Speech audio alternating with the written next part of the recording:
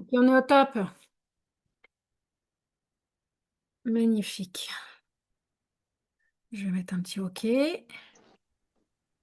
Je vais épingler ma vidéo parce que c'est plus simple pour moi. Voilà.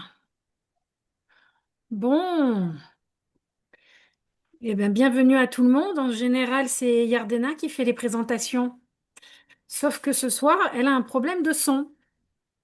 Donc, je dois me présenter moi-même. Ça ne me dérange pas. J'ai déjà donné des conférences pour wellness. Pas aussi souvent que l'aurait souhaité Yardena. Je le fais avec le temps dont je dispose. Mais j'ai déjà eu l'occasion de me présenter. Bon, très rapidement, je suis coach parental et formatrice. Les différents thèmes avec lesquels je travaille, c'est le relationnel parent-enfant. Alors, juste une seconde. Juste une seconde. Ok, on est parti pour de bon. Donc, coach parental et formatrice, je travaille sur tout ce qui va être relationnel adulte-enfant, que ce soit parent-enfant, enseignant, élève, ça peut être même animateur de centre aéré. J'accompagne les adultes dans la posture qui est celle qu'on appelle l'autorité bienveillante. L'autorité bienveillante, c'est une posture dans laquelle l'enfant est respecté, mais il y a une hiérarchie. L'adulte pose le cadre et le fait respecter. Et en général, ce qui va être particulier, c'est le fait que l'adulte, il reste en contrôle, en maîtrise. Mais alors en contrôle de quoi et en maîtrise de quoi? Ça va être la maîtrise de lui-même, le contrôle de lui-même. Savoir se recentrer sur tout ce que, tout ce qui dépend de moi, tout ce sur quoi j'ai un impact direct, et savoir lâcher sur ce sur quoi je n'ai pas un impact direct. Alors, est-ce qu'on lâche sur notre cadre? Non.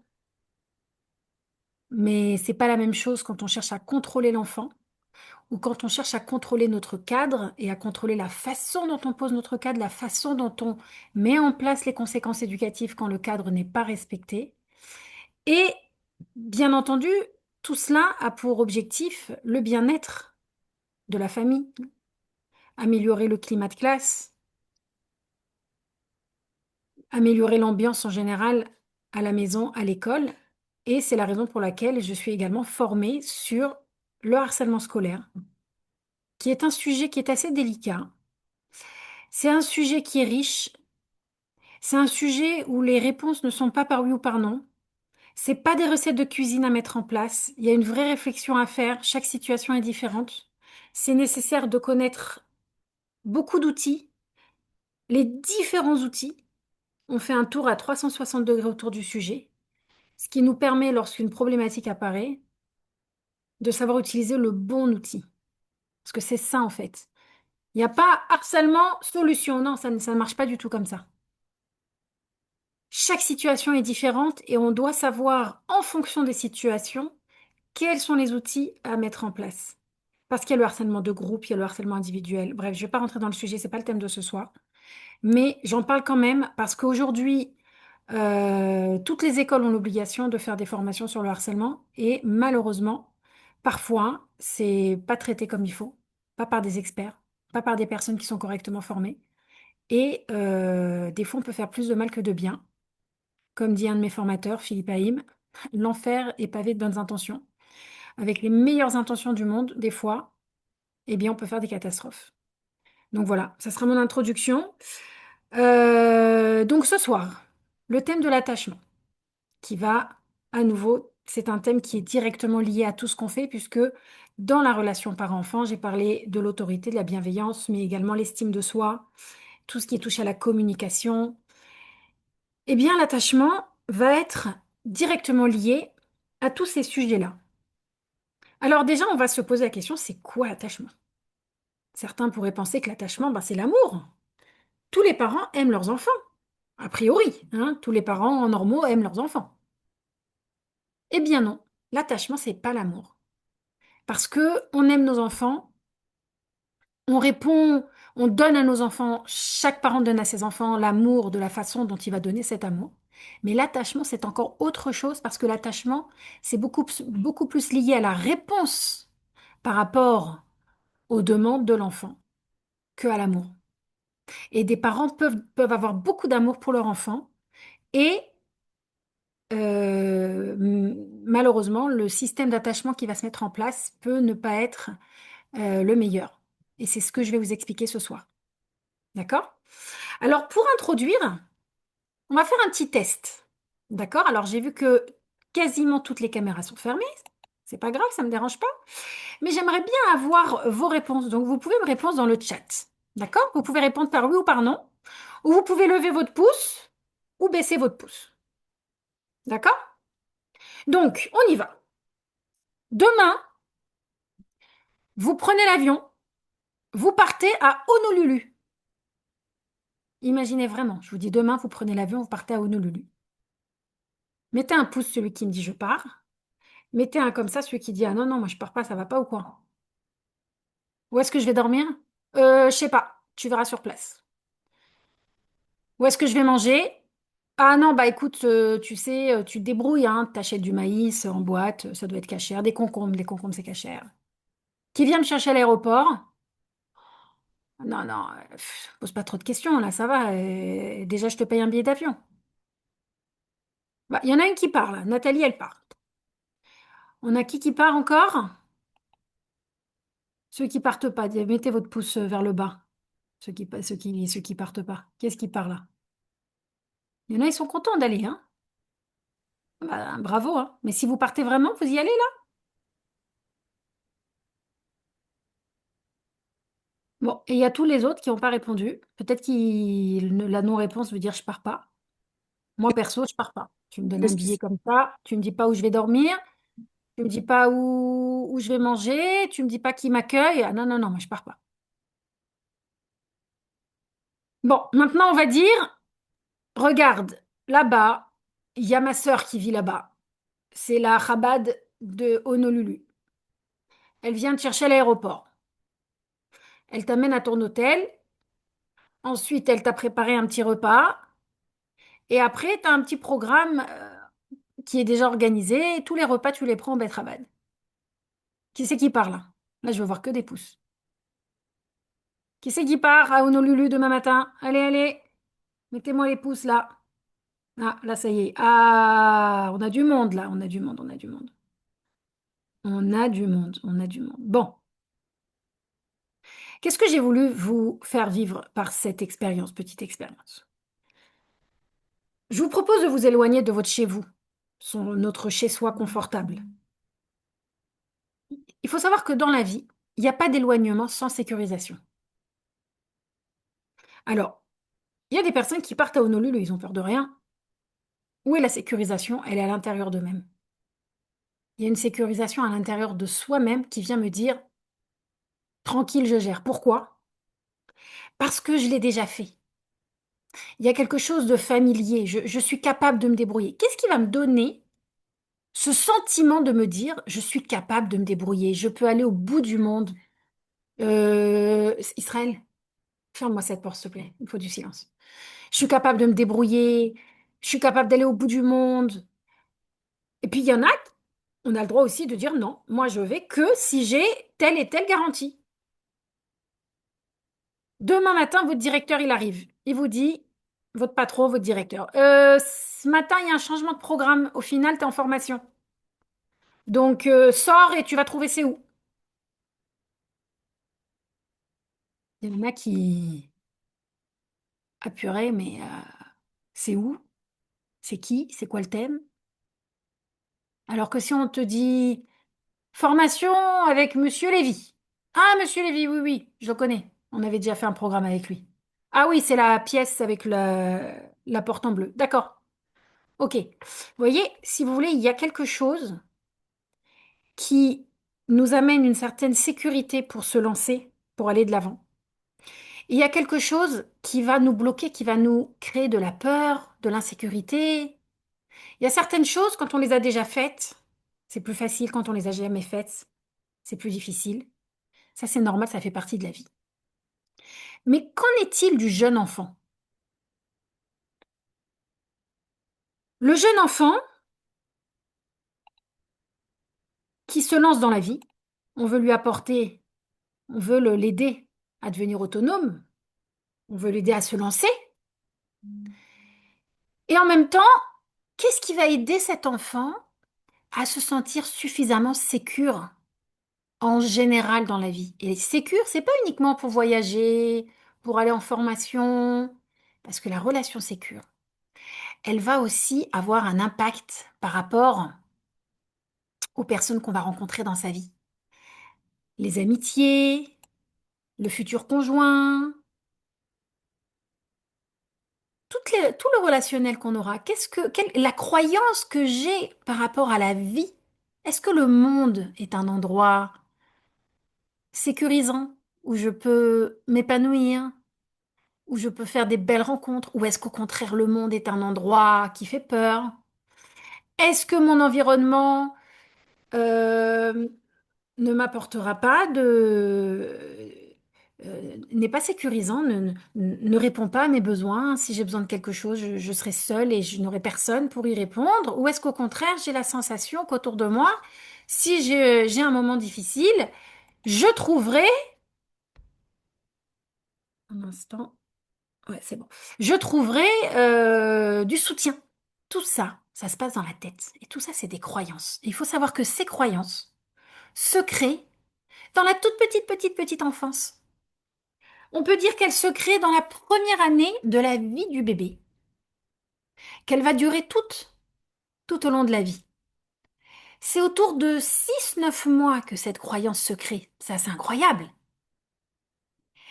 Évidemment, même si elle se crée autour de 6 9 mois, elle continue à se consolider en fonction des expériences que va faire le bébé et si elle se répète ou si au contraire elle se modifie.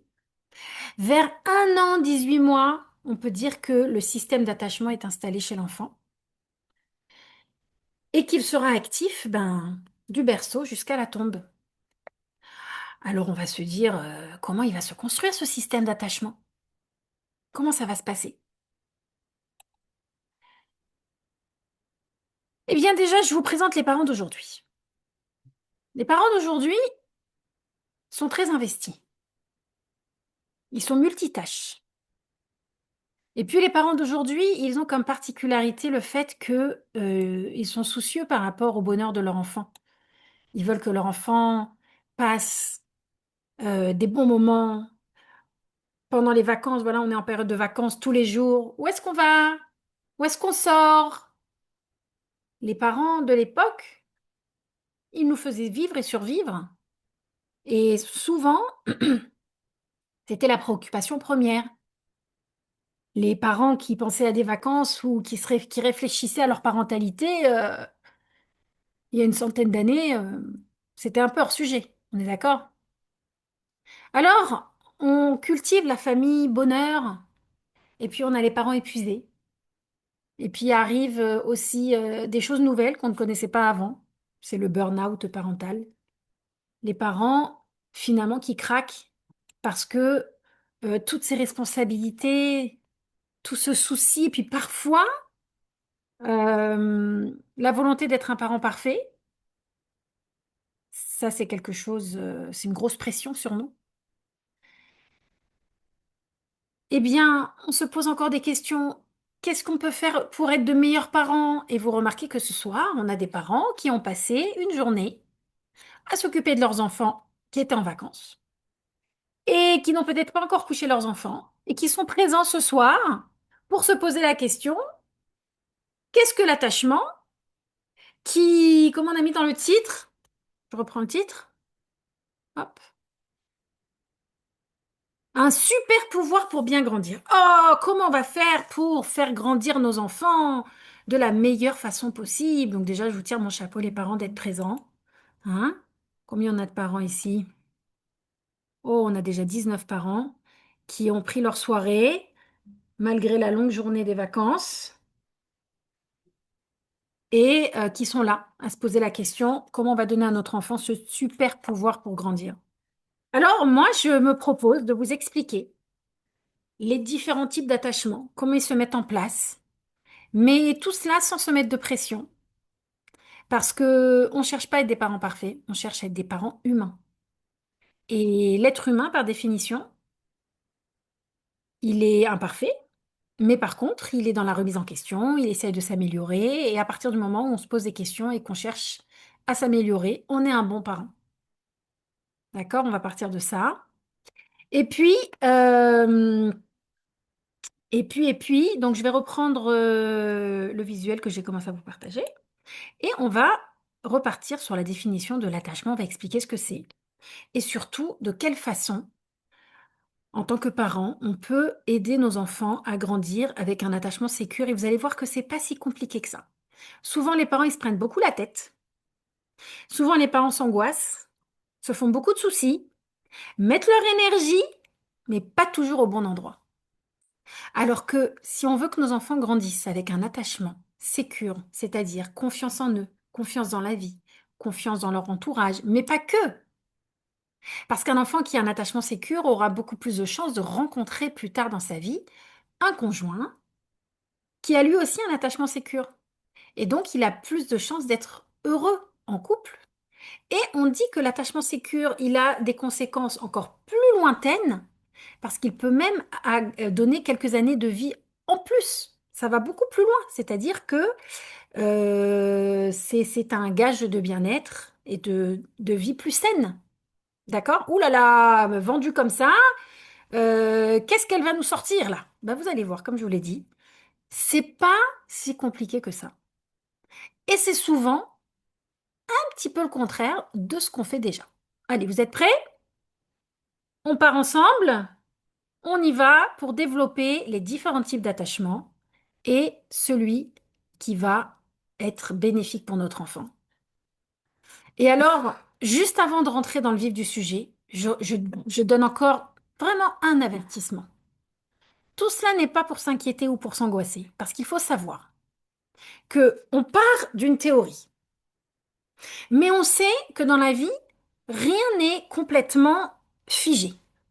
C'est-à-dire qu'on peut avoir un enfant qui a grandi avec un attachement insécure et il va faire de bonnes rencontres. Ou bien les choses vont changer dans sa famille. Ou bien il va rencontrer un enseignant ou deux qui vont lui donner cette confiance. Ou bien il va aller suivre une thérapie. Et finalement, il va pouvoir développer un attachement sécure. Ou bien il peut arriver aussi que dans certains domaines, nous ayons un attachement sécure. Et dans d'autres domaines, il soit moins sécure. Et c'est normal. D'accord? Le plus important étant d'éviter de donner à nos enfants un attachement qui serait pas réparable parce qu'il serait trop désorganisé. Et ça peut arriver malheureusement que parfois l'attachement désorganisé soit difficilement réparable, voire parfois non réparable. Et donc on va expliquer tout ça pour vous donner quelque chose de clair qui va vous aider en tant que parent ou en tant que professionnel si vous êtes enseignant ou autre. D'accord? Alors, on y va. Ce que je vous ai préparé ce soir, c'est des petits visuels qui vont nous aider à bien comprendre. Déjà, oui, ça y est, ça, je vous en ai parlé, les parents surinvestis, les parents anxieux, les parents qui veulent tout faire bien et qui parfois, euh, finalement, craquent un peu, hein, parce que c'est pas évident, notre rythme aujourd'hui, on travaille beaucoup, on a moins de temps avec nos enfants, le père et la mère travaillent. Et le temps où on est avec nos enfants, souvent, c'est un temps qui est un peu stressant. Il faut manger, il faut faire les devoirs, il faut faire la douche, il faut aller dormir avant qu'il ne soit trop tard et que demain matin on ne soit pas en retard à l'école, etc., etc. Et parfois, on n'a pas trop le temps de se poser la question, est-ce que j'ai fait quelque chose aujourd'hui pour favoriser l'attachement sécure de mon enfant? Ok, donc c'est ce dont on va parler ce soir. Déjà, je vous présente un des livres qui peut vraiment, si vous voulez développer un peu plus ce sujet-là, Daniel Siegel, je le cite dans quasiment toutes mes conférences, c'est de la bombe atomique et il a écrit un gros livre sur l'attachement et ça permet d'avoir vraiment une information, on va dire, exhaustive sur le sujet. D'accord? Bon, maintenant, on va imaginer l'attachement comme étant un peu une maison. Alors là, oui, la fiche qui vient d'arriver, c'est juste un petit résumé de ce qu'on va voir. Pardon, j'en ai pas parlé, mais je viens dessus tout de suite. Donc globalement, si vous voulez, la théorie de l'attachement, elle va vous parler de l'enfant sécure. Il y a 4 types d'attachement. L'enfant qui est sécure, l'enfant qui est évitant, l'enfant qui est anxieux et l'attachement désorganisé. D'accord?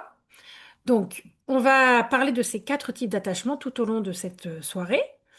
Mais avant, vous inquiétez pas, on reviendra sur le sujet. Mais avant cela, je voudrais vous amener cette image. Donc, cette image, elle vient vous dire, imaginez cette maison.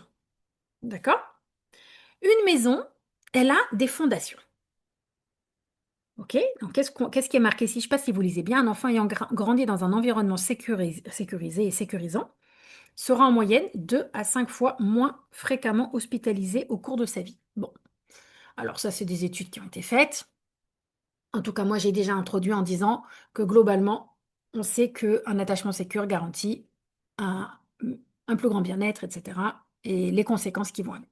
Maintenant, quand vous devez construire une maison, cette maison, elle a des fondations.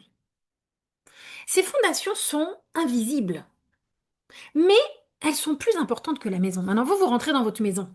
Vous ne voyez pas les fondations, mais vous savez très bien que si les fondations sont fragiles, vous pouvez décorer la maison autant que vous le voulez. Donc, si on prend l'image pour la ramener par rapport à nos enfants, vos enfants peuvent accumuler des diplômes, ils peuvent accumuler toutes sortes de compétences, mais si la fondation n'est pas solide, la structure est fragile. Qu'est-ce qui va permettre de donner aux fondations cette solidité? D'accord? Donc, c'est l'image des fondations. C'est une bonne image pour expliquer la théorie de l'attachement, parce que finalement, l'attachement, c'est un peu comme des fondations. C'est invisible.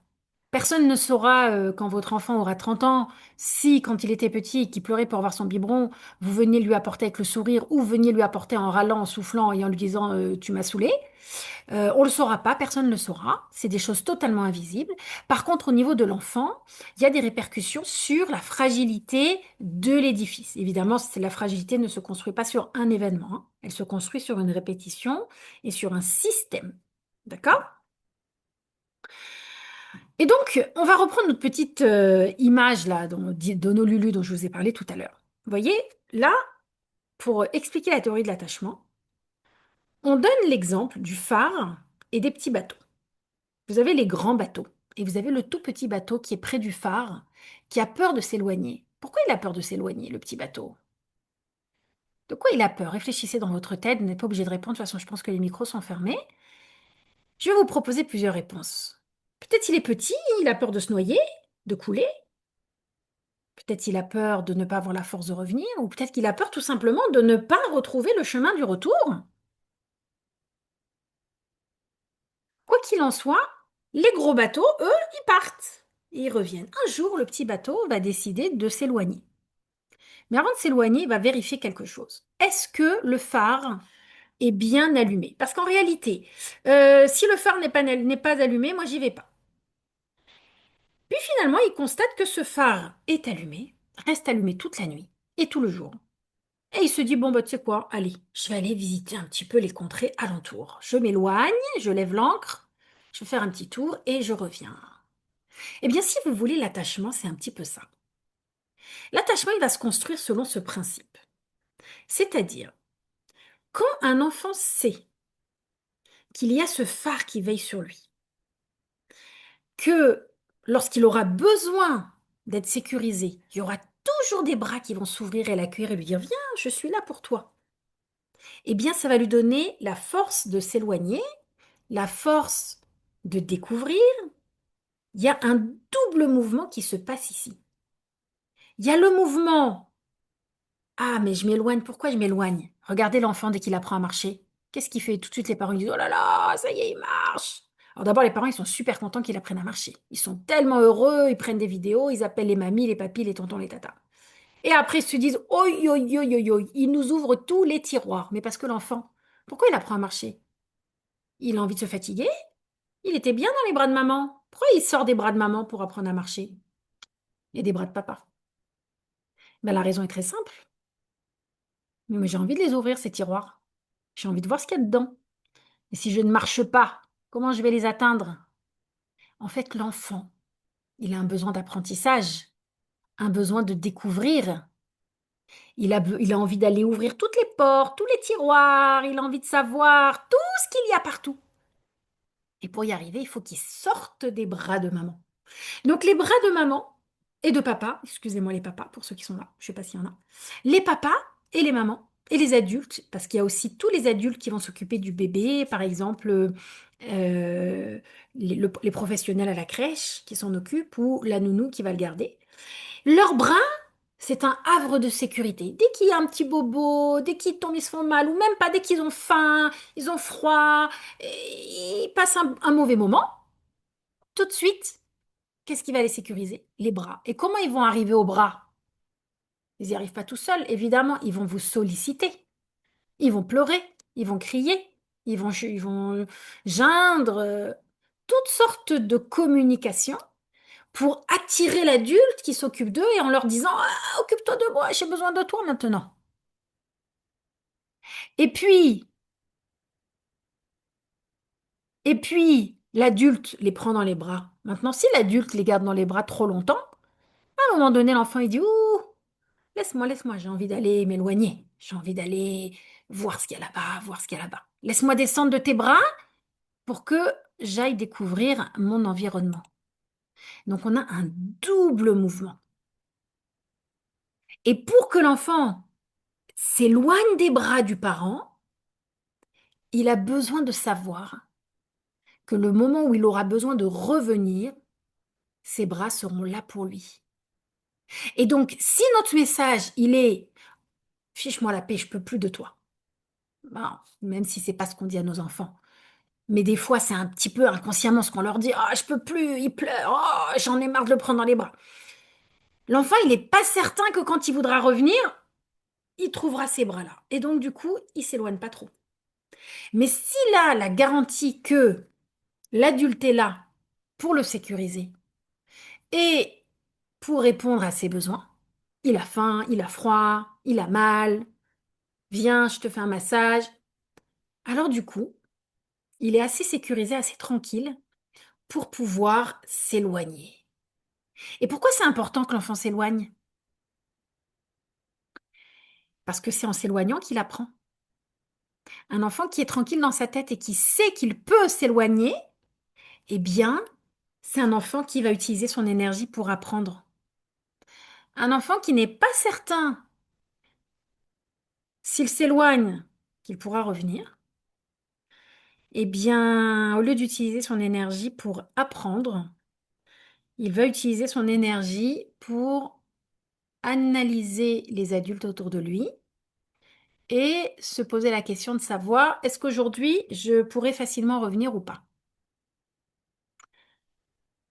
Ça veut dire que j'ai pas encore beaucoup développé l'attachement, il y a encore beaucoup de choses qu'on va voir ce soir, mais déjà avec cette première information, vous pouvez en déduire qu'un enfant qui a un attachement sécure, c'est peut-être un enfant qui sera plus intelligent. Alors vous allez me dire, ah, l'intelligence, ça dépend pas du relationnel avec les parents, ça dépend du cadeau qu'on a reçu du bon Dieu. Eh ben non, en partie seulement. Oui, il y a une partie dans l'ADN, mais pas que. Il y a une grande partie du développement de l'intelligence qui provient du fait que l'enfant, il est curieux et qu'il est sécure. Et comme il est sécure, il peut aller explorer. Mais s'il n'est pas sécure, il s'éloigne pas, parce qu'il n'est pas sûr qu'il pourra revenir. Alors, je vous partage une autre image cette fois-ci, qui revient un petit peu sur ce même sujet. C'est la même notion, mais légèrement différente. On imagine le parent, vous voyez les bras des parents que j'ai décrits tout à l'heure, comme le porte-avions. Le bateau, de base, il est sur le porte-avions. Il bouge pas. Bah pourquoi? Bah il n'a pas d'essence. Il n'a pas de kérosène. Tu crois que je m'en vais si j'ai pas de kérosène? Bah non, en fait, je bouge pas. Si j'ai pas de kérosène, je vais faire un crash dans la mer. Donc non, je ne m'éloigne pas. Donc l'avion, il est sur le porte-avions. Non, l'avion, est-ce qu'il est fait pour rester sur un porte-avions toute sa vie? Non. Donc à partir du moment où l'avion, on lui a donné tout ce dont il a besoin. On a vérifié qu'il fonctionne, qu'il a du kérosène. Le kérosène, ça pourrait être l'amour, justement, hein. C'est-à-dire, on l'a rempli d'amour, on lui a donné du temps de qualité, on lui a donné... voilà, on l'a sécurisé. Bon, l'avion, il va partir, il va s'éloigner. Et là, il va aller loin, regardez, milieu d'exploration. Waouh, il va aller explorer le monde. À un moment donné, il y a des petites turbulences. Petites turbulences, un peu de stress, un peu d'anxiété, un petit bobo. Ou bien le réservoir, il est vide. Réservoir affectif, c'est vidé. Et l'enfant, il a de nouveau, enfin l'avion, il a de nouveau besoin d'aller remplir son réservoir. Il va aller remplir où son réservoir? Bien entendu. Retour sur le porte-avions. Et là, réparation, on le remplit de kérosène, puis il a peut-être besoin de se reposer un peu, hein. On ne peut pas voler 24 heures sur 24. Et ensuite, dès qu'il se sent prêt, il repart en exploration. Donc finalement, le rôle des parents, il se situe où pour donner à nos enfants un attachement sécure? Ben, il se situe dans la façon dont on va l'accueillir lorsqu'il va revenir. C'est très important. Et qu'est-ce que j'appelle l'accueillir quand il va revenir? Eh bien, un exemple tout bête. Il est tombé, il s'est fait un petit bobo. Non, c'est un bobo de rien du tout. Arrête de pleurer pour rien. Tu fais toujours de la comédie. Est-ce que ça va sécuriser le petit avion? Ou bien si on lui dit, il a eu une petite dispute avec ses copines. Ouais, maman, Sarah, elle a dit qu'elle sera plus ma copine. À la cour de récréation, elle veut plus jouer avec moi. Ah, tu sais quoi, de toute façon, Sarah, je l'ai jamais aimée, celle-là, hein. Donc, t'as rien perdu. Va jouer avec Caroline, elle est plus sympa. Est-ce que c'est une façon de sécuriser le petit avion? On va parler comment on sécurise le petit avion, d'accord? Mais si vous voulez, l'accueil que nous faisons aux émotions, aux bobos, mais même lorsque les enfants ne veulent pas respecter le cadre, attention, hein, vous allez voir, bon, vous me connaissez maintenant, c'est pas ma première conférence, mais jamais je ne vous encourage, je ne vous pousse à aller vers une éducation laxiste. Il ne s'agit pas du tout de cela. L'un des thèmes que je développe le plus, c'est l'autorité. Et qui marche, hein. Qui marche parce que, voilà, je peux vous donner un exemple qui s'est passé juste vendredi dernier. Un parent qui fait partie de mes groupes actuels, hein, parce que j'ai régulièrement des ateliers, donc il suit l'atelier avec moi. Mais avec un de ses enfants, ça n'allait pas. Et ce parent m'a appelé en me disant, je n'arrête pas de lui crier. Il ne fait jamais ce qu'il faut. Et le parent qui me fait la liste de tout ce que fait l'enfant. Eh bien, effectivement, il y avait un problème de cadre, mais aussi de sécurisation de l'enfant. On a discuté une petite demi-heure. Le parent, il a mis en pratique un outil que je lui ai donné. C'était un outil qui vient donner à l'enfant une sensation d'amour inconditionnel, d'acceptation inconditionnelle, c'est-à-dire le message c'est toi je t'aime, quoi qu'il, même quand tu fais des bêtises, je t'aime. Par contre, ton comportement, là, ça va pas. Ça, je ne permets pas. Et c'est toujours le comportement qu'on critique et jamais l'enfant lui-même. Et je lui ai conseillé aussi de faire ce qu'on appelle la redirection. Redirection, c'est-à-dire au lieu de dire non, tu dis à l'enfant ce qu'il a le droit de faire. Bon, c'est des outils que je donne. Bon, je vais donner quelques petits conseils. C'était vendredi qu'on s'est parlé. Dimanche, elle me fait un message vocal, elle me dit, Rivka, j'ai pas compris. J'ai raccroché avec toi. J'ai dit, je vais mettre en place tes outils. Une heure après, le petit est venu me voir, il m'a dit, je t'aime, maman, je t'aime, maman. Je lui ai dit, peut-être il avait juste besoin de ça, de sentir qu'il est aimé. Et une fois qu'il sent qu'il est aimé, eh bien, il est reconnaissant, il l'exprime, et puis surtout, il n'a plus besoin d'être dans la provocation constante. Donc, on a travaillé des outils de cadre, etc. Mais juste pour vous montrer, jamais il ne s'agit de laxisme. Mais par contre, de prendre les problèmes différemment en passant par la sécurisation de l'enfant. D'accord? Alors, tout à l'heure, j'ai dit euh, que j'allais parler de ce que font souvent les parents, qui est très énergivore et qui n'est pas forcément ce qui va sécuriser l'enfant. Alors, je sais que vous êtes impatient de connaître la théorie de l'attachement et les 4 types d'attachement. C'est prévu. J'en parle juste après. Mais avant cela, on va d'abord parler de ce que font les parents. Peut-être que vous allez vous reconnaître dans cette image, ou peut-être pas. Génial. Mais c'est important de lire et de voir et de constater ce qu'on fait et pourquoi c'est pas forcément ce qui va donner à l'enfant un sentiment de sécurité. D'accord? Et quand on a compris ça, on va beaucoup plus apprécier la théorie de l'attachement et la simplicité dans ce que je vous propose de faire, qui a priori est plus simple que ce que vous faites déjà. Sauf qu'on pense que j'appelle ça le syndrome des parents parfaits, ce que notre syndrome de parents parfaits nous amène à faire aujourd'hui dans notre génération de parents surinvestis. D'accord?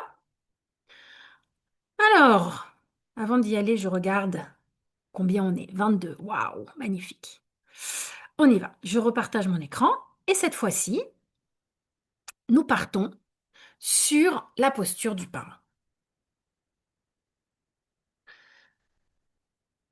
Winnicott, qui est un psychologue très connu, disait qu'en fait, le rôle du parent, c'est d'être un parent suffisamment bon. Mais c'est quoi un parent suffisamment bon? Pour comprendre c'est quoi un parent suffisamment bon, on va aller chercher l'extrême droite, l'extrême gauche, c'est-à-dire ce que on fait souvent et qui ne va pas forcément aider. Alors, j'ai mis à l'extrême gauche le parent super protecteur. C'est quoi le parent super protecteur? Eh bien ça, c'est un syndrome de notre génération. Peut-être que ça existait avant aussi, mais aujourd'hui beaucoup plus. C'est un parent qui, dans la volonté d'être un bon parent, attention, hein, on est toujours bien intentionné, il va vouloir éviter à son enfant les désagréments que la vie amène de façon inéluctable. Et donc, il va lui aplanir les difficultés. Il va lui résoudre ses problèmes. Quand on parle de protection excessive, eh bien, c'est un parent qui ne veut surtout pas que son enfant fasse une erreur, soit réprimandé ou vive de la frustration ou des émotions difficiles. Alors, comment tu peux empêcher ton enfant de vivre tout ça? Ben, soit tu prends tout sur toi, soit tu vas tout aplanir et tout régler. Donc, par exemple, beaucoup d'anxiété pour les devoirs. Euh, Lorsqu'il y a des disputes, on vient, on se mêle, on résout tout. Si l'enfant s'est disputé avec une copine, le parent il décroche son téléphone, il va régler les problèmes. Alors c'est quoi le problème d'être un parent excessif en fait? C'est top, mon père il me gère tout. Alors c'est pas ça, hein, la protection dont je vous parle, la fameuse protection qui crée la sécurisation, parce qu'en réalité c'est le contraire. L'enfant va se sentir fragile, l'enfant va se sentir incapable, l'enfant va avoir du mal à être autonome. Pourquoi? Mais parce qu'à chaque fois qu'il y a un problème, c'est le parent qui le gère. Donc en fait, à un moment donné, je finis par croire que je suis pas capable de gérer. Si mon parent il est pas là, je peux plus, je ne sais plus quoi faire. Vous voyez le problème dans ce système super protecteur. Hein? J'ai pas de visage, mais je suppose que oui. De toute façon, après, il y aura un temps pour les questions. OK? Ensuite, l'autre problème de cette protection excessive, c'est l'intolérance à la frustration. Il faut savoir que ça, c'est un vrai problème de notre génération. Les enfants intolérants à la frustration. Qu'est-ce qui fait qu'à ce point-là, les enfants sont intolérants à la frustration? Peut-être parce qu'on a une époque, entre guillemets, de riches. Alors, on n'est pas riche, hein, on a tous des galères d'argent, mais comparé aux générations précédentes, on est quand même une époque où on a du pain sur la table le soir. Notre galère, c'est pas d'avoir du pain sur la table, mais c'est d'acheter la PS5 dernière génération ou d'acheter le iPhone, je sais plus à quel numéro on est. Donc, c'est beaucoup plus ça nos problèmes de pauvres. C'est-à-dire, moi, j'ai pas d'iPhone, donc je suis partie des pauvres. Non, je rigole. Non, mais vous voyez ce que je veux dire, hein. On n'est pas sur les problématiques de la génération précédente. Donc aujourd'hui, euh, euh, le fait que les parents ne veulent pas priver leurs enfants, ne veulent pas leur dire non et ne veulent pas que leurs enfants vivent des émotions désagréables. Donc alors, quand une émotion désagréable arrive, que faisons-nous les parents? Ben, on essaye de vite, vite, vite, vite, vite la faire partir. On essaye de faire des greffes d'émotions, hein. Soit en disant que c'est pas grave, soit en trouvant une solution. Ah, t'as pas. Ah mince, on n'a plus de coca, mince. Ah, attends, je t'amène du Fanta à la place. Ça veut dire on va vite essayer de remplacer l'émotion désagréable par t'as cassé tes crayons, ne pleure pas, je t'en achète d'autres. Ça veut dire on fait en sorte que l'enfant ne vive pas d'émotions désagréables. Et puis alors quand le parent dit non, parce que des fois l'émotion elle vient de nous. Nous les parents on dit non à notre enfant. Je veux les baskets, tac tac tac. Je veux aller à faire je sais pas moi, de la patinoire pendant les vacances. Bon, quand les parents disent non, ils disent pas non parce que j'ai pas envie ou non parce que je pense pas que ce soit nécessaire, non parce que non, ils vont souvent rentrer dans un débat avec l'enfant. Ils vont dire, ah oui, non, mais non, non, mais je t'ai déjà acheté des baskets le mois dernier. Oui, mais non, mes baskets se sont abîmées. Bah écoute, il faut que tu prennes soin de tes affaires. Ouais, bah mes copains aussi. Et puis la marque que tu m'as achetée, elle était nulle. Si vous voulez, il y a un genre de ping-pong qui se met en place dans lequel le parent, il répond dans l'espoir qu'en expliquant, en justifiant, en faisant marchand de tapis, l'enfant va être convaincu du bien fondé de l'interdit ou du non. C'est quoi le problème dans ce positionnement? C'est que l'enfant, ben, il enregistre quoi? Qu'en fait, il n'est pas censé être frustré. S'il y a une frustration, il va falloir me l'expliquer parce que je ne suis pas censée être frustrée. Alors que quand les parents disent, chérie, regarde, empathie, je sais que tu en as très envie. Là, cette semaine, on ne pourra pas. Par exemple, patinoire. Chérie, je sais que tu as très envie de la patinoire. Là, en ce moment, elle est bondée. Il est hors de question que j'aille à la patinoire. Oui, non, mais mes copains aussi ils y vont. Et puis de toute façon, moi, ça me dérange pas que ça bondé. Ok. Le parent, il n'argumente pas. Ok, chérie, toi, ça te dérange pas, moi, ça me dérange, j'y vais pas. Vous voyez, le parent qui arrête la discussion. Alors que le parent, oui, mais toi, ça te dérange pas, mais en fait, tu risques de te faire mal. Et puis en plus, c'est peut-être dangereux, il y a des mauvaises fréquentations, palala, palala. Si vous voulez, l'argumentation sans cesse, elle a pour objectif de faire accepter le non à l'enfant sans qu'il soit frustré. C'est ça le problème de la surprotection. C'est qu'en réalité, l'enfant, il enregistre qu'il n'est pas censé être frustré. Et ça, c'est un vrai problème parce qu'après, à l'école, au centre aéré, en tant qu'adulte, il n'est pas capable de la gérer. Alors, c'est vrai que des fois, il arrive dans la vie que j'aurais dû être le premier au concours, mais mon copain, il est passé premier avant moi. C'est pas juste. J'avais révisé beaucoup plus que lui. Et en plus, il y a une réponse que j'ai donnée et il a triché, il a vu ma réponse. Ok, l'enfant, il a le droit d'avoir de la peine. D'accord? Et vous, le parent, vous êtes là pour l'accompagner dans cette peine et pour le consoler et pour valoriser aussi cette émotion. Pas pour faire une greffe d'émotion.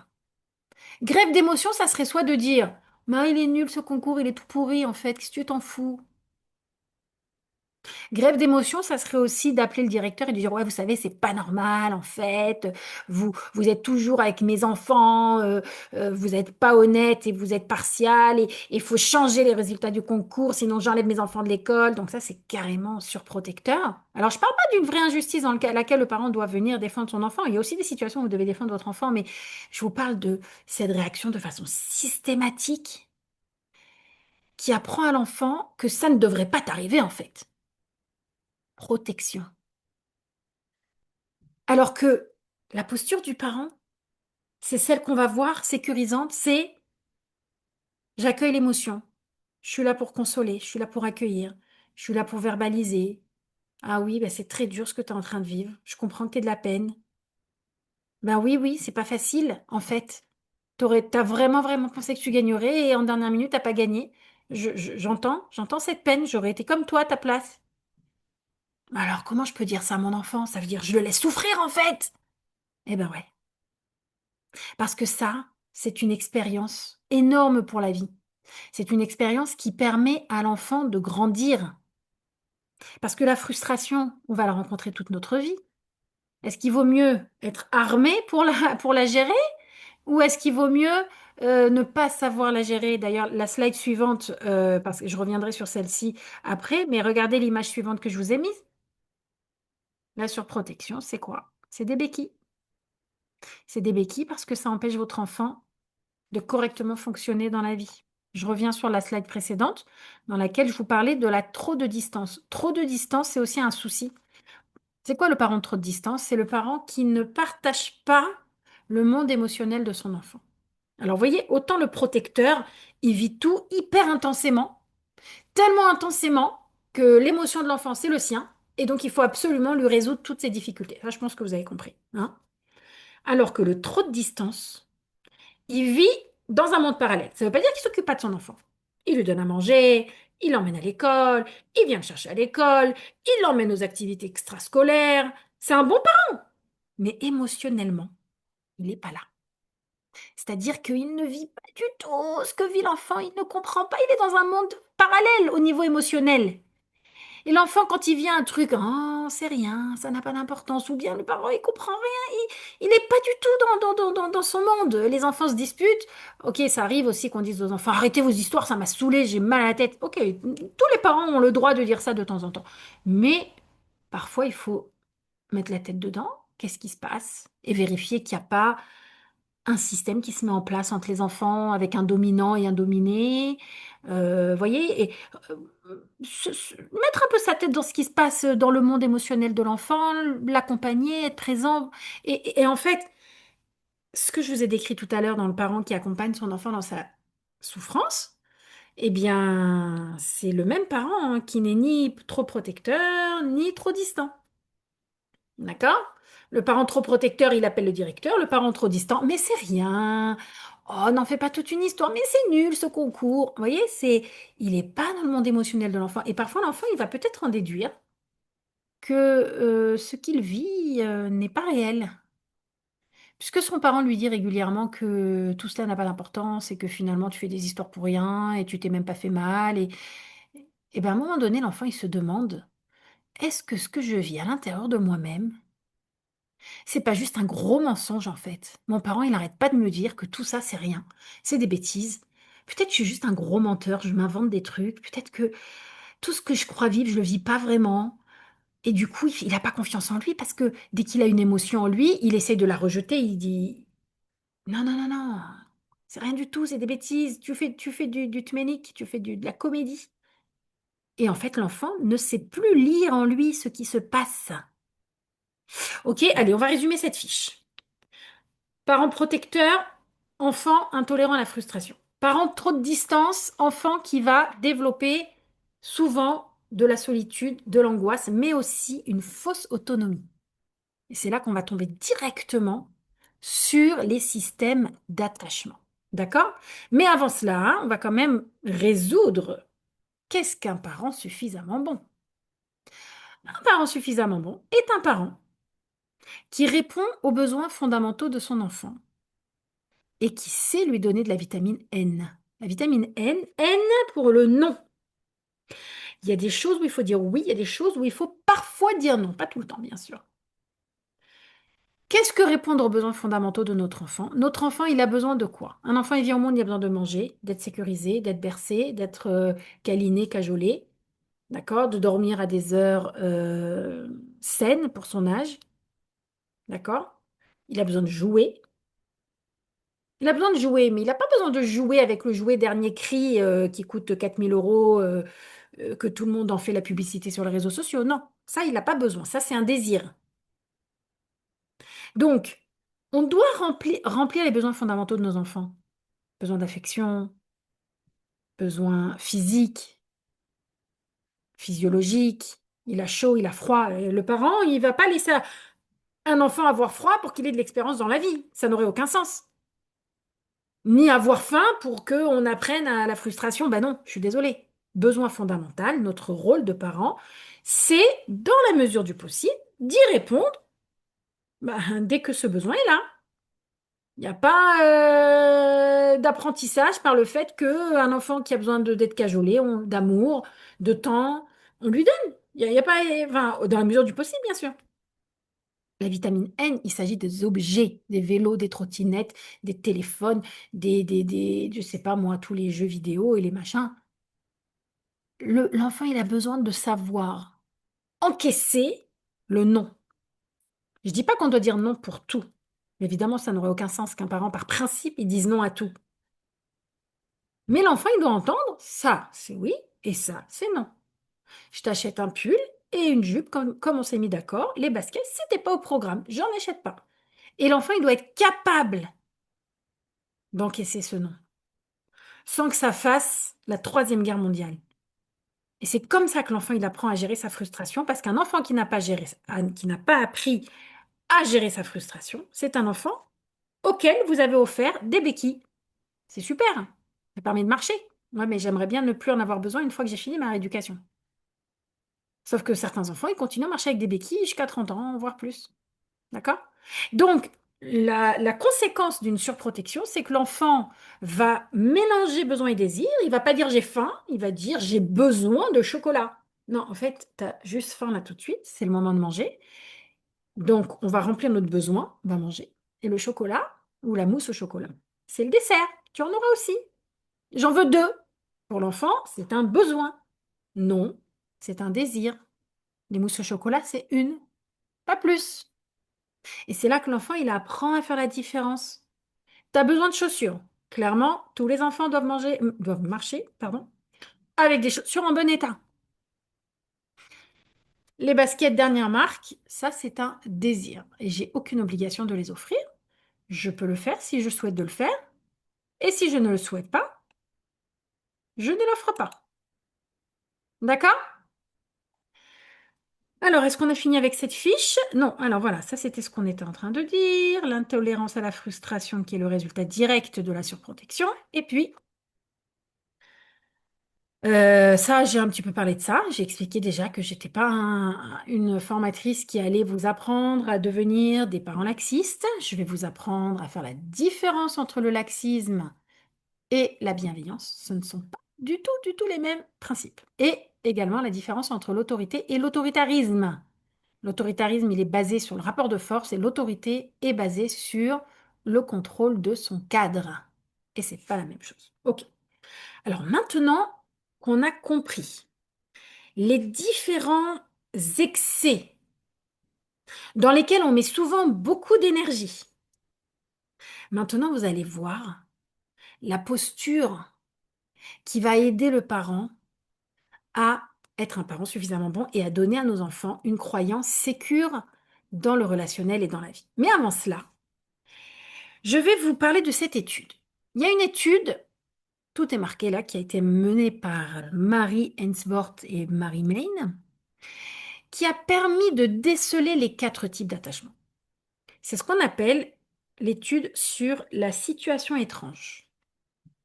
Déjà, il faut savoir que le principe d'attachement s'est développé après la Seconde Guerre mondiale, lorsqu'on a découvert que beaucoup d'enfants qui ont grandi dans des orphelinats, malheureusement, parce qu'il y avait beaucoup d'enfants orphelins, des bébés qui recevaient la nourriture, plus ou moins, ils mangeaient à leur faim, qui avaient même de quoi jouer, mais qui ne se sont pas correctement développés au niveau psychomoteur, au niveau cognitif.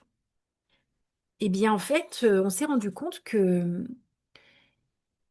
le lien, l'affection, l'attachement, ça, c'était une nourriture affective.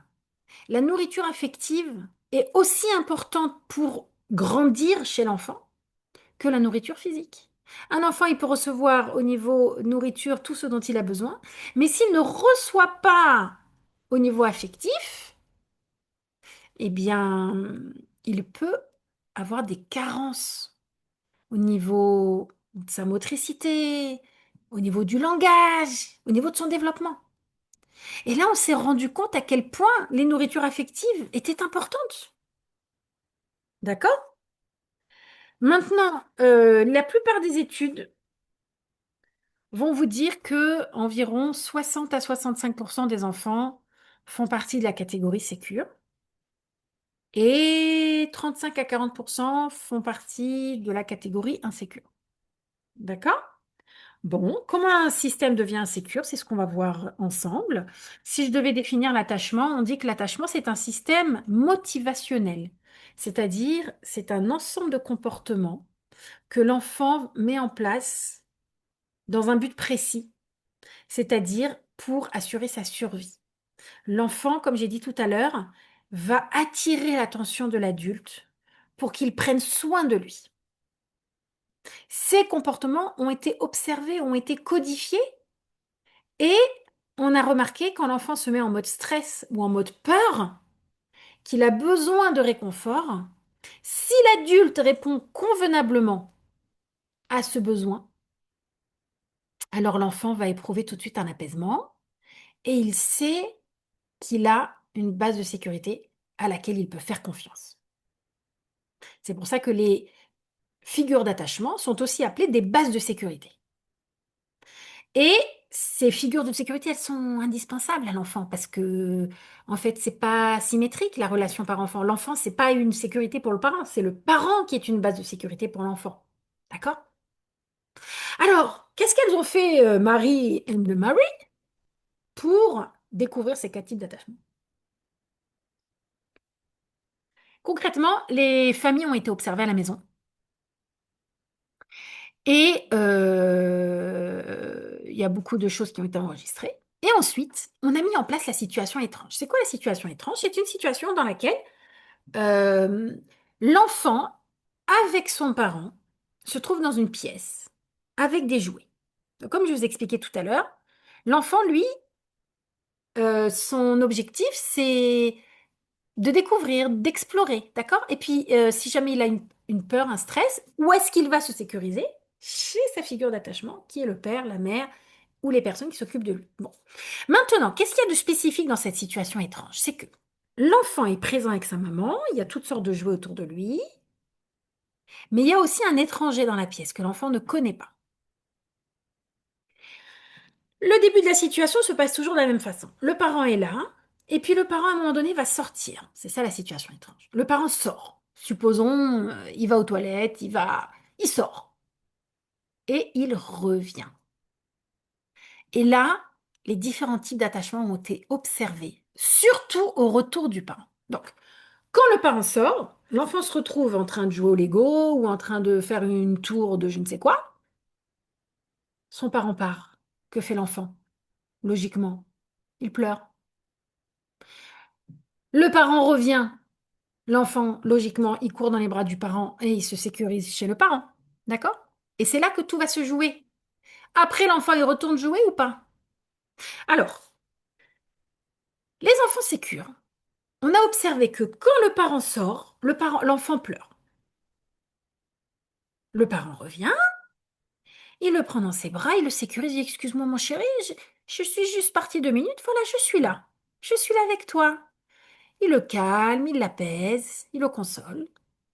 Et l'enfant se laisse consoler et puis il retourne jouer. Ah, ça c'est très intéressant. Eh bien, les enfants qui réagissent comme ça, on a pu faire un lien avec la façon dont on s'occupait d'eux à la maison. C'était des parents qui globalement répondaient aux sollicitations de l'enfant. Ils étaient présents, ils étaient en lien avec leurs émotions. Et ces enfants-là, on a constaté que quand l'adulte sort, ils pleurent et quand l'adulte revient, ils se calment, ils s'apaisent et ensuite ils retournent jouer. Et c'est les enfants qu'on a appelés sécures, c'est-à-dire ils sont suffisamment en confiance pour savoir que le parent il est parti, il est revenu et qu'ils peuvent lui faire confiance lorsqu'il dit tu peux aller jouer, je suis là. L'enfant fait confiance et donc il retourne explorer. Ça, c'est la première catégorie. Donc l'enfant proteste, comme vous l'avez dans le texte, et il se calme et il retourne explorer. Maintenant, on a constaté aussi chez certains enfants que lorsque l'adulte va sortir, ils ne réagissent pas.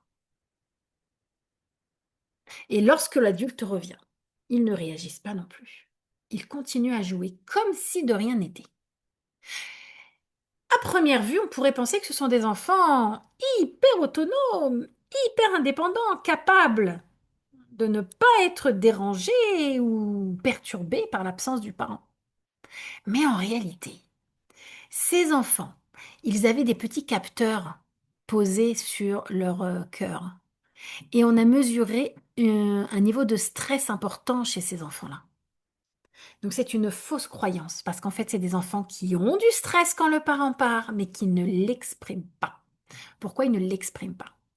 Parce que c'est des enfants qui ont appris que lorsqu'ils expriment, il n'y a personne qui écoute. Peu de liens affectifs avec leur figure d'attachement. Et puis, surtout, il n'y a pas de réponse de la personne qui donne les soins à l'enfant. Et donc, l'enfant, qu'est-ce qu'il enregistre? Inutile de pleurer. De toutes les façons, quand je pleure, il n'y a personne. Et là, je pense à certaines méthodes d'endormissement de l'enfant qui vous invitent à le laisser pleurer. Mais si l'enfant, au bout de 15 jours, il arrête de pleurer, c'est pas parce que il a appris à dormir seul, c'est parce qu'il a appris, pleure toujours, tu n'intéresses personne. Et c'est là le problème. Parce que ces enfants-là vont développer un attachement évitant, et ça va être des adultes qui n'exprimeront pas leurs émotions, qui auront du mal à être en lien. Et dans la relation de couple, souvent on leur dira, t'es distant, tu n'échanges pas, tu ne partages pas, c'est difficile de vivre des moments forts avec toi. Et souvent l'évitant, il va dire à la personne en face de lui, mais tu m'étouffes en fait. Tu m'en demandes trop, laisse-moi. Moi, je veux bien me marier, mais j'ai besoin d'être autonome. Mais en fait, c'est pas autonome, c'est indépendant, être seul. Je sais que c'est pas possible de dire mes émotions. Je n'ai pas confiance. Les personnes autour de moi ne sont pas capables d'accueillir mes émotions et je ne peux pas leur faire confiance. Bon, évidemment, hein, on va pas paniquer, hein. J'ai bien expliqué qu'il peut y avoir d'autres sources d'influence. Mais nous, en tant que parents, quand on entend ça, on se dit, un enfant qui pleure pas, c'est pas toujours un enfant sécure. Ça peut être un enfant qui a une grosse dose d'anxiété, mais il ne montre rien parce qu'il a appris qu'il ne... Inutile de montrer, de toutes les façons, il n'y a personne pour répondre. D'accord? Ça va, c'est clair? C'est clair, Yardena? Fais-moi un petit signe. Très bien. Maintenant, il y a une troisième catégorie d'enfants qui ont été mis en lumière par cette expérience. Alors, c'est l'enfant qu'on va d'abord appeler résistant. On peut aussi l'appeler anxieux résistant. Sachez que l'évitant, on peut aussi l'appeler anxieux évitant. Hein. Mais en tout cas, vous avez l'enfant qui est résistant. C'est quoi le résistant? C'est quoi un enfant résistant? Vous savez, c'est l'enfant collant.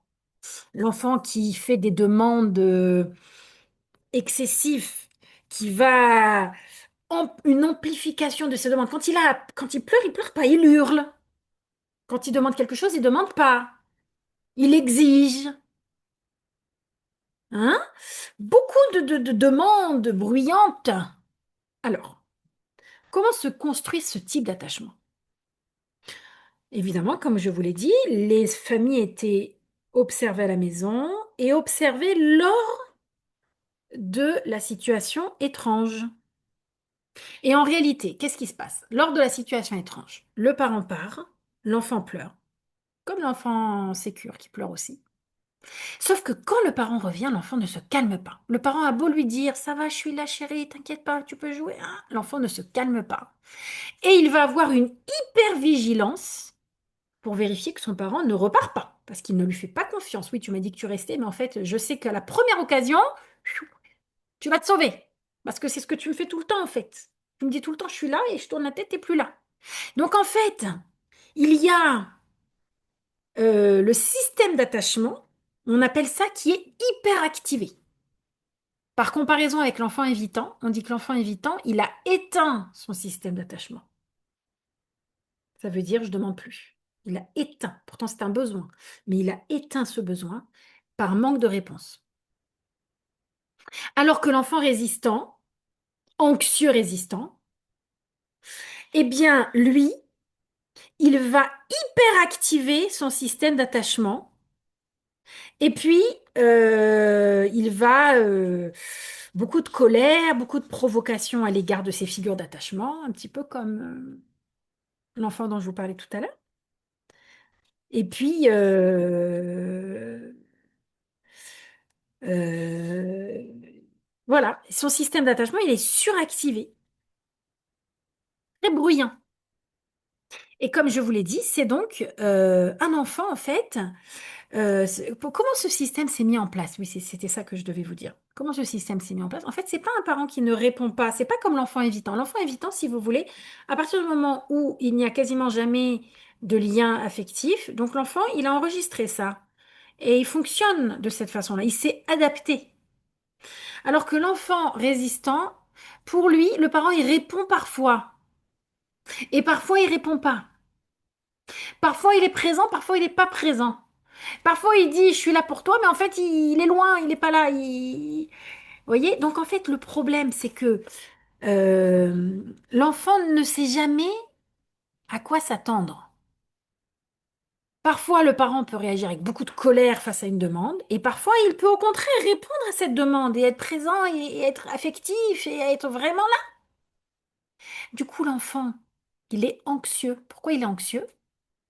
Parce qu'il a besoin de décrypter la situation. Est-ce que maintenant on va me répondre ou pas, en fait? Et en fait, l'énergie de l'enfant, au lieu d'être utilisée pour apprendre à étudier et développer ses compétences, elle est utilisée pour capter son environnement et vérifier est-ce que mes demandes seront remplies ou non. Ah ouais, donc ça va être un enfant qui teste, hein. Il va souvent beaucoup tester. Il n'a pas confiance. Il va pas explorer l'environnement, donc il ne va pas développer son intelligence. Et ça peut, et nous on va penser que ah bah il n'a pas été doué par la nature, hein, le pauvre, il est pas bon hein, à l'école. Mais en fait, des fois, c'est simplement que il a un système d'attachement suractivé, entièrement focalisé à décrypter l'environnement. Est-ce qu'on est là pour moi? Est-ce qu'on n'est pas là pour moi? Est-ce qu'aujourd'hui on va me répondre ou pas me répondre? Hier on m'a pas répondu, avant-hier on m'a répondu, donc aujourd'hui c'est quoi le système qui va être mis en place? C'est inconscient tout ça. Mais du coup, toute son énergie, elle est utilisée pour ça et pas pour apprendre. Je vérifie que j'ai rien oublié de vous dire. Donc, il y a cette ambivalence, hein, sur un fond très anxieux. Les séparations sont difficiles, mais les retrouvailles aussi. Parce que le moment des retrouvailles n'est pas un moment qui sécurise l'enfant. Parce qu'il sait que à tout moment, on peut lui faire faux bon. Vous voyez ce système-là. Alors, c'est souvent, alors c'est marrant parce qu'il y a toute une théorie aussi qui a été mise en place par rapport au couple. On dit que vous avez souvent des évitants et des résistants qui se mettent ensemble. Et donc le résistant a besoin de beaucoup de sécurisation. Donc il est constamment là à demander des preuves d'amour et à vérifier qu'on est toujours là pour lui, etc. Et l'évitant, oh, tu m'étouffes, ça y est, je t'ai déjà dit qu'on était... Ouf, arrête, lâche-moi. Et en fait, quand on comprend le système de chacun, c'est beaucoup plus facile d'apprendre à vivre ensemble. Donc c'est pour ça que cette théorie est très intéressante aussi au niveau du Shalom Bayit. Alors maintenant que j'ai développé les trois premiers systèmes d'attachement, je tiens à dire à toutes les personnes qui m'écoutent ici, sachez que ces trois premiers systèmes d'attachement sont des systèmes qui sont très fréquents et avec lesquels on peut vivre une très belle vie. Alors le sécure, ça a l'air assez évident, hein, bien que le sécure, attention, hein, il peut devenir insécure, hein, s'il rencontre si par exemple dans sa relation de couple, il est avec un super insécure, il peut aussi devenir insécure. Ou s'il vit pas mal de traumas, d'accord? Je vous ai bien dit que toutes sortes de choses peuvent arriver dans la vie et peuvent modifier le système d'attachement. Également, l'évitant et le résistant peuvent devenir un jour sécures si, par exemple, ils rencontrent une personne sécure qui va leur apprendre, ou pas, hein, ils peuvent garder un petit peu dans sécure, mais en fait, globalement, euh, ils vont s'adapter, ils vont compenser. Ils peuvent avoir des super postes, ils peuvent très bien fonctionner dans la vie. Et d'ailleurs, autour de nous, il y a beaucoup d'évitants et beaucoup de résistants qui sont nos amis ou pas, qui sont dans notre entourage, qui sont peut-être notre conjoint. Et en fait, la vie peut très bien aller parce que quelque part, ils ont un système, ils ont appris à s'adapter au monde. Ils évoluent aussi parce que toute personne évolue, ils ont grandi, ils ont changé légèrement ou pas. Bon, mais ils peuvent tout à fait fonctionner dans la vie parce que c'est leur système. Vous voyez, les gens un peu distants, qui ne montrent pas leurs émotions, bah, ils peuvent très bien fonctionner, ils peuvent se marier, ils peuvent avoir des belles vies de couple, des belles vies de parents, de grands-parents, même d'arrière-grands-parents.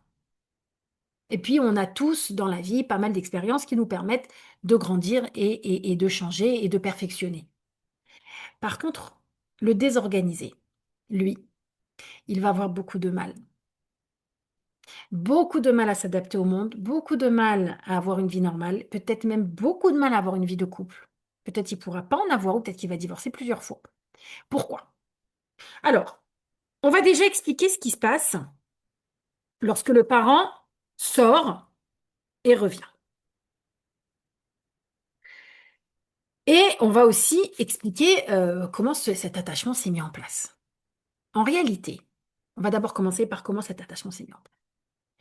L'enfant désorganisé, c'est un enfant euh, qui vit dans un environnement où la personne qui est censée le sécuriser, c'est la personne qui est source de la peur. C'est-à-dire, ce que je vous ai montré tout à l'heure, je vais vous le montrer ici. D'accord? La base de sécurité, c'est les bras ouverts du parent. D'accord? L'enfant qui part explorer le monde, l'enfant qui vit un stress, une peur, une anxiété, hop, il revient chez son parent pour se sécuriser. Le problème, c'est quoi? C'est que ces bras, au lieu de sécuriser l'enfant, c'est des bras qui font peur à l'enfant. Le parent est source de peur. Par exemple, le parent revient saoul à la maison, il hurle, il frappe l'enfant, tout rouge, en colère. L'enfant, en fait, dans cette situation, qu'est-ce qui se passe dans son cerveau? Il faut savoir que la biologie, elle nous amène, lorsque j'ai un danger, lorsque j'ai peur, je me réfugie auprès de ma figure d'attachement. Et ça, c'est enfant ou adulte. Je ne sais pas, moi, si Razvé Shalom, je fais un accident et que je dois aller à la police et que je dois remplir le constat, hein, à un moment donné, je vais rentrer chez moi, au moment où je vais mettre les pieds devant chez moi, qu'est-ce que je vais dire? Ouf, ah, ça y est, je suis chez moi. Je suis dans un milieu qui me sécurise. Et là, je vais retrouver éventuellement mon conjoint, mes enfants, ou si je suis pas encore mariée, mes parents. Et ça y est, je suis dans un havre de sécurité. Mais le problème de cet enfant-là, c'est qu'il n'a pas cet espace de sécurité parce que l'espace de sécurité fait peur. C'est-à-dire que ceux qui sont censés le sécuriser provoquent de la peur chez l'enfant. Et donc, que se passe-t-il dans son cerveau? D'un côté, j'ai peur. J'ai peur, je suis en stress, je suis anxieux. Donc, automatiquement, ma peur m'amène à courir auprès de qui pour me rassurer? Auprès de ma figure d'attachement. Mon père, ma mère. Sauf que c'est eux qui me font peur. Donc, quand j'ai peur de quelque chose, je m'en éloigne. Si j'ai un chien qui aboie et qui me fait peur, je m'en éloigne. Donc, j'ai un mouvement d'éloignement. Mais en même temps, j'ai peur. Donc, je dois me sécuriser chez mon parent. Donc, il y a un aller-retour là qui se fait qui n'est pas... si vous voulez, le cerveau ne peut pas enregistrer tout ça. C'est trop contradictoire. L'enfant est incapable de mettre en place une stratégie cohérente pour faire face à la situation. Et du coup, il va développer un attachement totalement désorganisé, c'est-à-dire qu'il n'y a pas de système. Il n'y a pas de système. Et que quand le parent, dans la situation étrange dont je vous ai parlé, on a observé les enfants à la maison et ensuite on a observé ce qui s'est passé quand la mère est partie, quand la mère est revenue, eh bien, l'enfant n'a pas de stratégie cohérente. Vous n'arrivez pas à lire. Il n'y a pas quelque chose de clair. Autant l'évitant, c'est clair, il réagit d'une certaine façon. Le résistant, c'est clair, il pleure, il se calme pas, des fois il repousse son parent. Mais alors le désorganisé, il n'y a pas de stratégie. On n'arrive pas à lire, on n'arrive pas à comprendre. Et c'est un enfant qui n'arrive pas non plus à lire à l'intérieur de lui-même. C'est un enfant qui ne comprend rien parce qu'il n'a jamais compris. Il n'a jamais compris. Il va avoir des réactions contradictoires par rapport à sa figure d'attachement, mais aussi dans ses relations sociales. Les gens qu'il aime, il va peut-être leur faire du mal. Et donc ces gens-là vont s'éloigner de lui. Et donc il va aimer d'autres personnes, et il va peut-être leur faire du mal encore une fois. Et donc ces personnes vont encore s'éloigner de lui. Donc il n'y a pas de stratégie cohérente. Donc autant les réactions des parents ont été imprévisibles, inconstantes, voire maltraitantes, eh bien l'enfant n'est plus capable de savoir comment se comporter avec les personnes qu'il aime. Il les aime, il les rejette. Il les aime, il leur fait du mal. Il n'y a pas de stratégie. Il n'arrive pas à trouver une stratégie pour s'apaiser, pour vivre une vie. Il n'est jamais sûr de la réponse parentale. Et donc, à son tour, il va adopter une stratégie d'attachement très désorganisée. Et donc, il va avoir beaucoup de mal à fonctionner dans la vraie vie. Alors, c'est très triste à dire. Et j'aimerais vraiment, parce que c'est vraiment tout mon, j'ai envie de dire, tout ce qui me motive dans le travail que je fais. J'aimerais qu'aucun enfant ne vive cette situation. Mais on sait que beaucoup d'enfants, malheureusement, vivent ça. C'est pour ça que c'est important de parler de la théorie de l'attachement, parce qu'il faut savoir que autant le sécure, l'évitant et le résistant peuvent avoir une vie normale, voire peuvent se réparer, autant le désorganisé, ça va être plus complexe. Ça dépend où se situent les fondations. Ça dépend un peu, c'est comme la fondation d'une maison. Des fois, c'est compliqué à réparer. Des fois, c'est pas réparable. Et des fois, oui. Ça dépend des situations. Mais voilà, c'est important de le savoir. C'est important de savoir que ça peut avoir des conséquences très graves sur l'enfant s'il grandit dans un environnement où les personnes censées le sécurité sont les personnes qui sont source d'insécurité. Notamment toutes les situations de maltraitance, mais pas que. Alors évidemment, ça ne se joue pas sur une fois. Une fois, c'est arrivé que le parent est rentré saoul ou le parent il est rentré tout rouge, il a tapé son enfant sans raison ou même avec une raison. Une fois, deux fois. Ce qui va être, ce qui va avoir un impact, c'est ce qui est répétitif, c'est ce qui est systémique. C'est là que ça devient vraiment un problème, c'est là que ça devient vraiment compliqué. Donc, on va avancer sur le sujet parce que j'ai déjà débordé sur l'heure. Globalement, je vous ai déjà passé cette fiche. Donc, le besoin de l'enfant, d'accord? Il s'éloigne, il explore, il apprend, il grandit. Il apprend à lire, à écrire, les mathématiques, la science, mais même le sport. Il revient. Il va vous raconter, il s'est passé ci, il s'est passé ça. Et lui, il m'a dit, vous êtes un refuge. Un refuge, ça veut dire vous le réconfortez, vous l'écoutez, mais aussi vous l'observez, vous vous émerveillez de ce qu'il fait. C'est une image qui est à peu près la même chose. Je vais un peu vite parce que il est tard. Je sais même pas jusqu'à quelle heure j'ai. Tu peux me faire un SMS pour me le dire, Yardena. Voilà, les différents types d'attachement. Le sécurisant, il est là. D'accord? L'insécurisant type anxieux, donc c'est le troisième qu'on a vu. OK. On a ensuite le velcro, l'insécurisant. Ben non, c'est le même.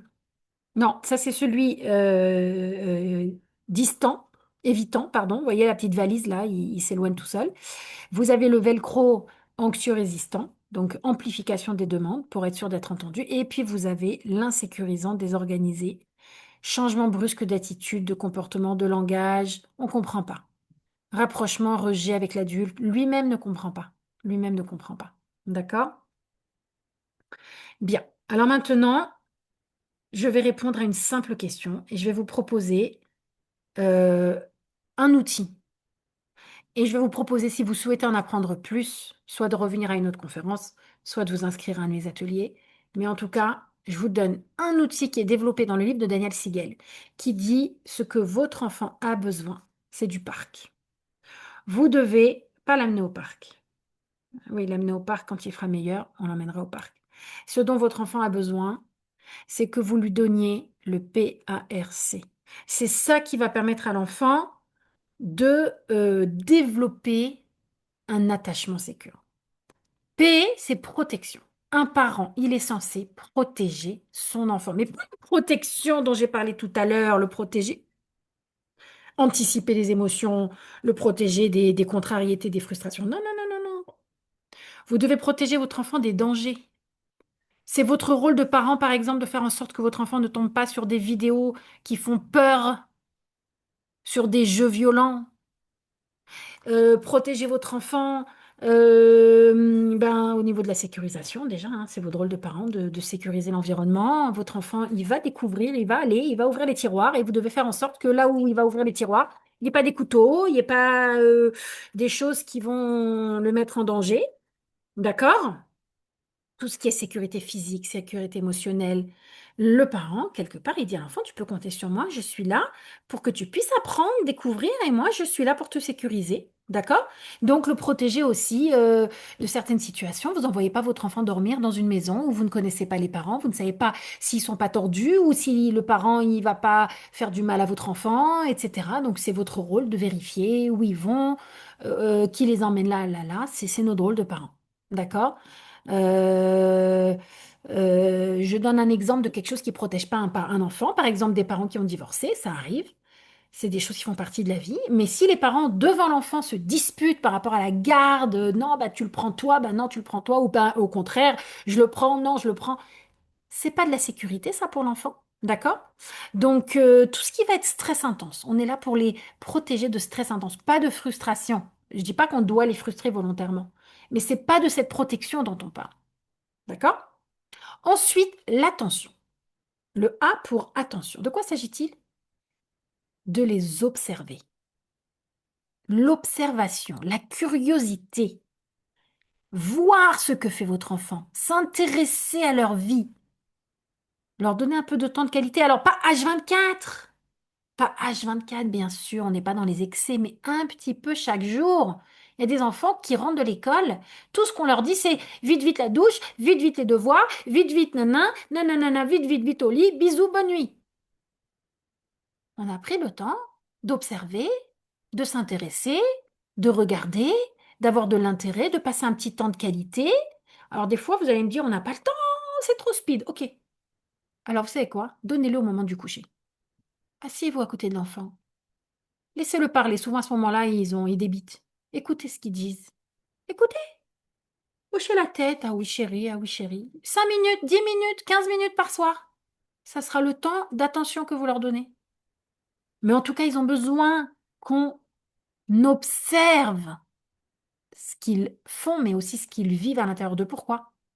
Parce que c'est quand vous allez les observer que l'enfant, il va apprendre à lire à l'intérieur de lui-même. Et un enfant qui est capable de lire à l'intérieur de lui-même, vous savez le cadeau que vous lui donnez?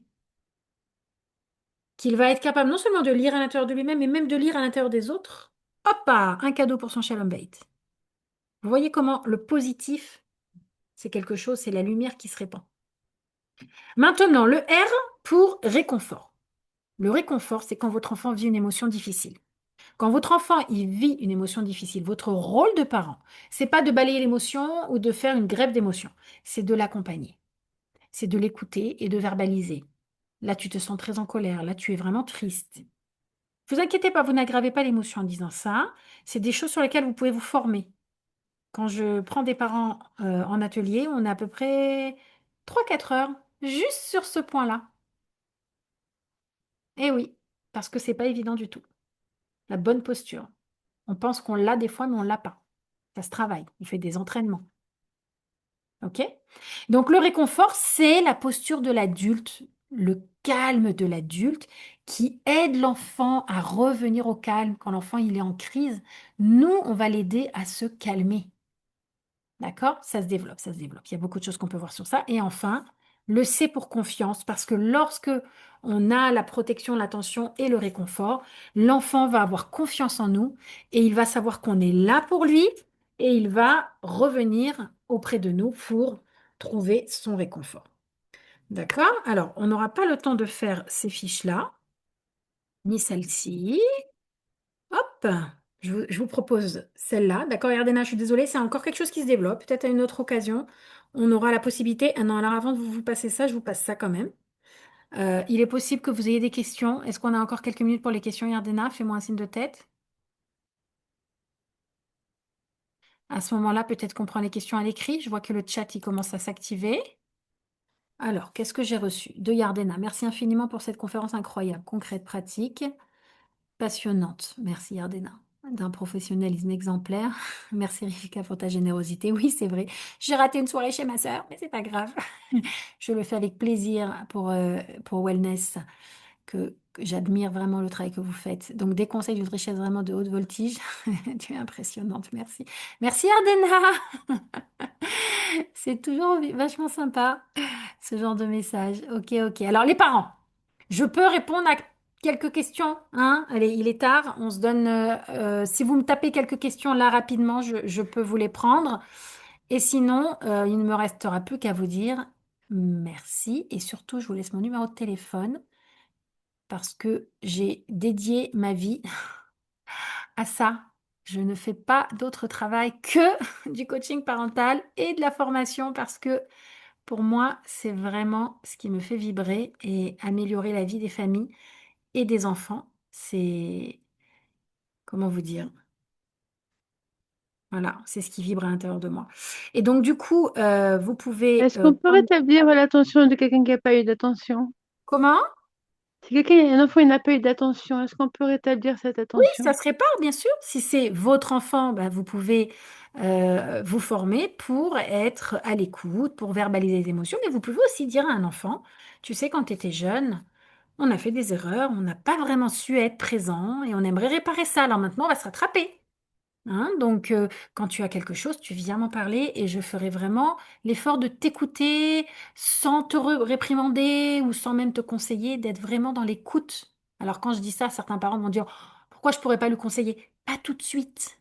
Et puis, plutôt que des conseils, poser des questions. Mais d'abord, écouter l'enfant, avant tout. D'accord? Oui, il y a beaucoup de choses qui sont rattrapables, bien entendu. Beaucoup de choses sont rattrapables. C'est des choses qu'il faut apprendre. Bien sûr. On n'est pas là pour être défaitiste, évidemment. D'accord? L'idée, c'est vraiment de prendre conscience de l'importance que ça a. Non pas pour paniquer, mais beaucoup plus pour, comme je vous ai dit en introduction, c'est pas si compliqué. Et des fois, on met beaucoup d'énergie dans la surprotection ou dans la distance, alors que être juste présent, quand on se forme un peu et qu'on sait l'être, on se dit, mais en fait, c'était pas si compliqué que ça. Et puis surtout, ça bouffe moins d'énergie. Donc c'est vachement cool. Après, ça demande un investissement, hein. Ça demande, si vous voulez, émotionnellement. Si moi-même en tant que parent, non, pardon, si moi-même en tant qu'enfant, j'ai pas eu cette écoute, j'aurais peut-être plus de mal à la mettre en place pour mes enfants, parce qu'il y a quelque chose qui va me retenir. D'ailleurs, il y avait toute une partie qui devait porter sur ça, mais on n'a pas assez le temps. Et ça se travaille. Du coup, je vais travailler pour pouvoir donner à mon enfant quelque chose que j'ai choisi de lui donner. Même si je ne l'ai pas reçu, je vais pouvoir le faire. D'accord? En général, bien accompagné, c'est tout à fait faisable. OK? Je check s'il y a des questions. A priori, je vois rien là. Ça s'affiche pas. Donc, je vous mets la petite slide du remerciement que je prépare toujours. Et je vais juste vérifier sur le chat s'il y a quelque chose. Non, voilà, c'était tout. C'était tout. OK, d'accord. Bien. Et bien alors, merci à toutes et peut-être à tous ceux qui ont suivi. J'espère que ça a pu vous apporter. J'espère que ça va stimuler de la réflexion, peut-être amorcer un petit changement.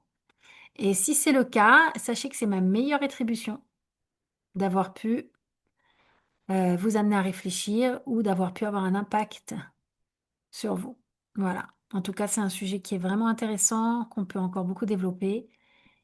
Mais voilà, il est 22h28. Merci Et Rivka. il est temps de fermer ce Zoom avec grand T'as plaisir. écrit un appel? Non, j'ai écouté un cours. Avec Non, mais grand plaisir. Je ne sais pas j'ai qui un a dit appel. merci. Je vois C'est pas. Rivka. Non, mais j'ai un appel. En fait,